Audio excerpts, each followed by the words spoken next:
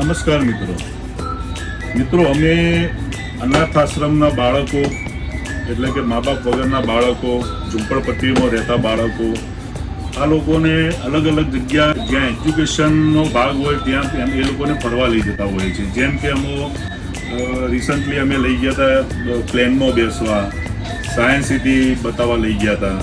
તો આવી અલગ અલગ જગ્યા ઉપર અમે સ્લમિક વિસ્તારના બાળકો તેમજ અનાથ બાળકોને અમે અલગ અલગ જગ્યા ઉપર ફરવા લઈ જતા હોઈએ છીએ.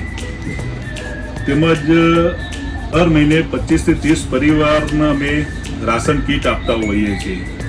આ બધી એક્ટિવિટીના અમે એક વિડીયો બનાવી અને મારી યુટ્યુબ આઈડી અને ઇન્સ્ટા આઈડી ઉપર અમે વિડીયો શેર કરતા હોઈએ છીએ.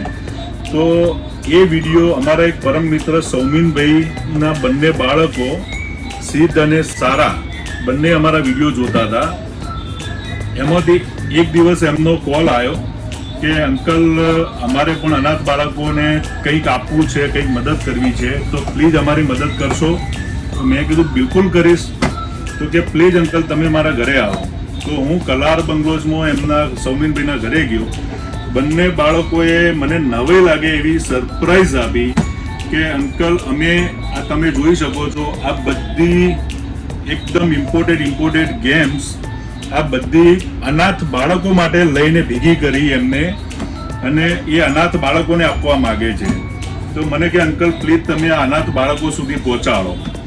તો મિત્રો તમે જોઈ શકો છો આ બધી એકદમ ઇમ્પોર્ટેડ ગેમ્સ આ બધી અનાથ બાળકો માટે લઈને ભેગી કરી એમને, અને એ અનાથ બાળકોને આપવા માંગે છે. તો મને કે અંકલ પ્લીઝ તમે આ અનાથ બાળકો સુધી પહોંચાડો. તો મિત્રો તમે જોઈ શકો છો આ બધી ગિફ્ટો કે ગેમ્સ છે બધી અલગ અલગ ટાઈપની. તો આવી તો મેં કોઈ દિવસ મારા બાળકના માટે રમવા માટે નથી લાવ્યો.